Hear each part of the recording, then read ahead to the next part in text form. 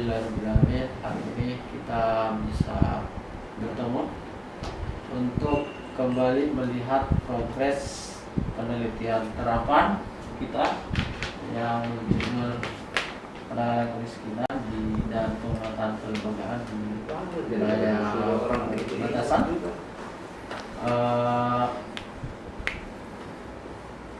Ada beberapa hal yang perlu kita lihat bersama berdasarkan hasil rapat kita yang lalu, materi kita.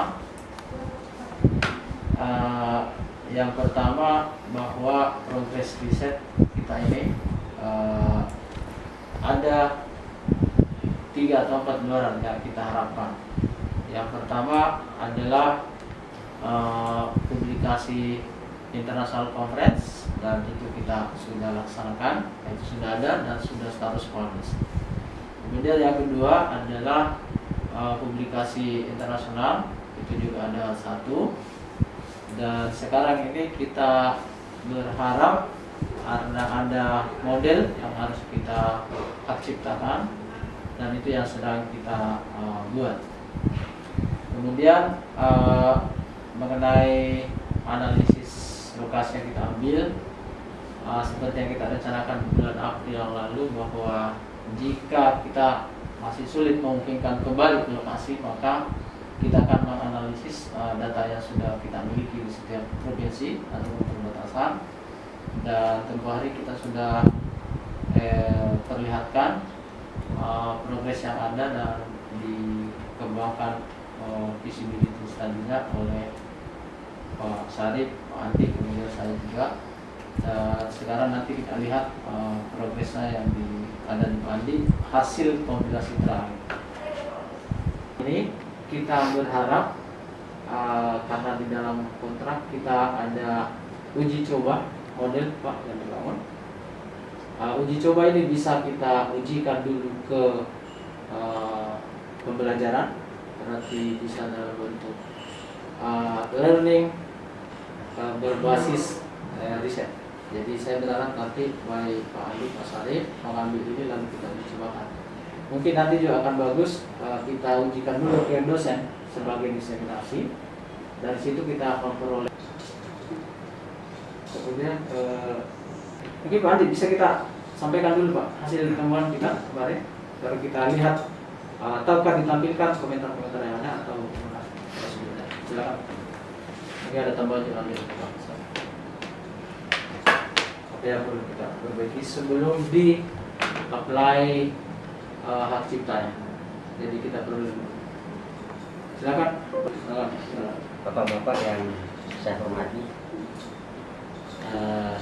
jadi saya sudah baca hasil kompilasi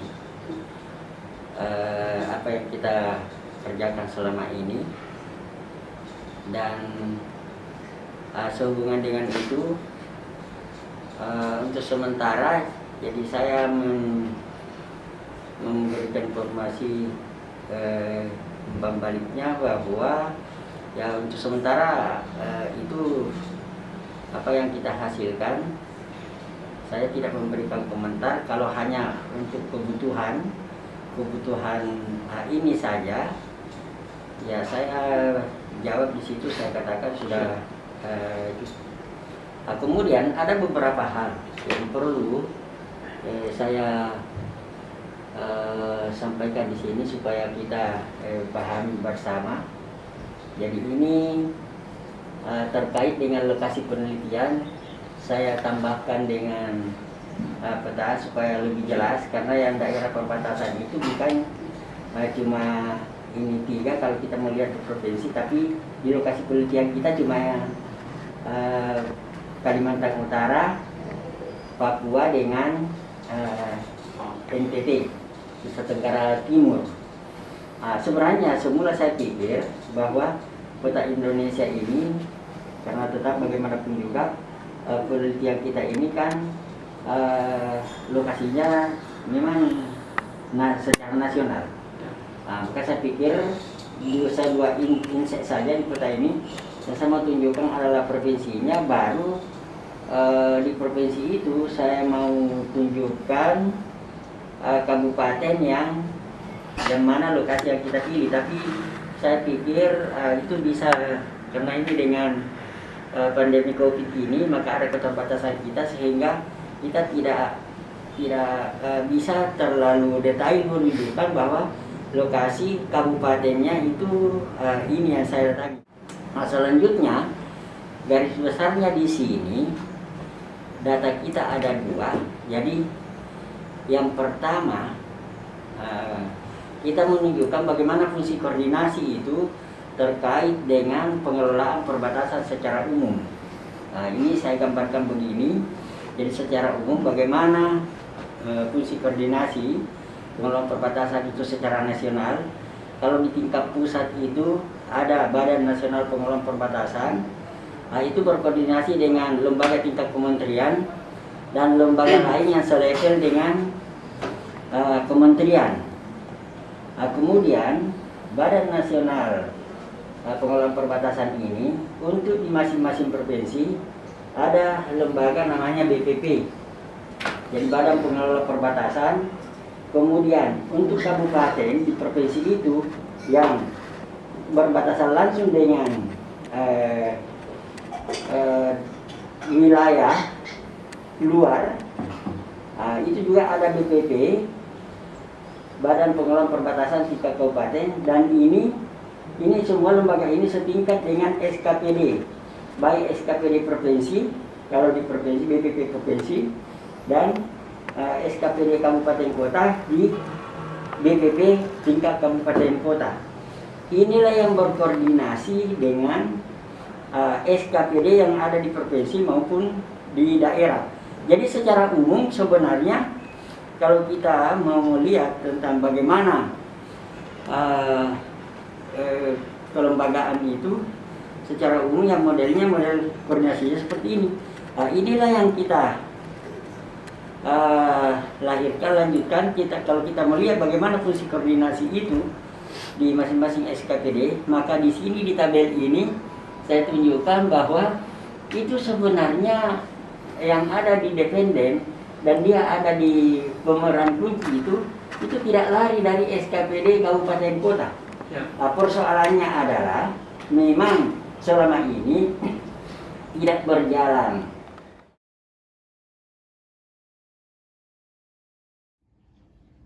Assalamualaikum warahmatullahi wabarakatuh. Alhamdulillahirrabbilalamin. Saya Muhammad Arsyad sebagai ketua tim dari riset terapan Kementerian Pendidikan dan Kebudayaan, beranggotakan Dr. Andi Nuding MSI dan Dr. Syarifudin Yusuf MSI.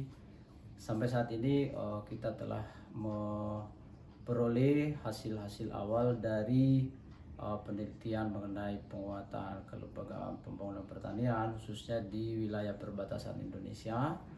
Yang pertama, kita telah menemukan struktur lembaga-lembaga yang diharapkan berperan dalam penguatan kelembagaan pertanian di wilayah perbatasan. Kemudian yang kedua, kita juga sudah mencoba mencari faktor apa atau determinan apa yang menyebabkan perlunya penguatan fungsi koordinasi antar lembaga, utamanya di wilayah perbatasan Indonesia. Kemudian kita juga mencoba mencari program-program strategis apa yang diperlukan untuk mendorong kelembagaan pembangunan pertanian di wilayah perbatasan Indonesia, sehingga dapat membantu khususnya masyarakat tani yang ada di sekitar wilayah perbatasan Indonesia, terutama yang melakukan transmisi perdagangan antar negara, baik yang melalui perbatasan darat maupun yang perbatasan laut di wilayah Indonesia. Itu beberapa yang telah kita temukan setelah kita melakukan diskusi dengan banyak pihak, kemudian stakeholder termasuk pemerintah daerah setempat yang letaknya berbatasan langsung dengan wilayah negara lain. Ada beberapa hal yang perlu kita respesifikasi dari model yang kita buat, terutama untuk kesesuaian sumber daya lokal yang ada di kabupaten yang bersangkutan.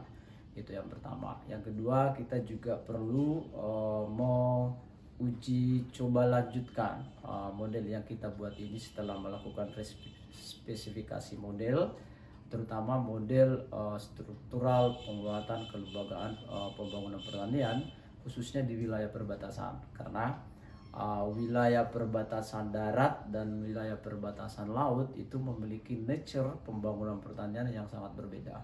Jadi kita perlu melakukan pemetaan ulang bagaimana strukturisasi model yang akan kita bangun yang berbeda di antara wilayah, baik antara wilayah perbatasan darat maupun wilayah perbatasan laut. Oleh karena itu, di masa pandemi ini saya sangat berterima kasih kepada seluruh pihak yang membantu kelancaran penelitian ini, terutama karena masa ini masa pandemi COVID, pergerakan sangat dibatasi di lapangan. PPKM Mikro juga menjadi salah satu barrier untuk melakukan pertemuan dengan masyarakat, sehingga peran mitra perguruan tinggi setempat, kemudian dinas, SKPD terkait itu sangat membantu proses kelancaran pelaksanaan penelitian ini. Karena itu saya secara khusus mengucapkan terima kasih kepada seluruh mitra strategis penelitian ini yang telah membantu kelancaran penelitian di lapangan yang sangat terbatas pergerakannya tersebut. Sekian dari saya. Assalamualaikum warahmatullahi wabarakatuh.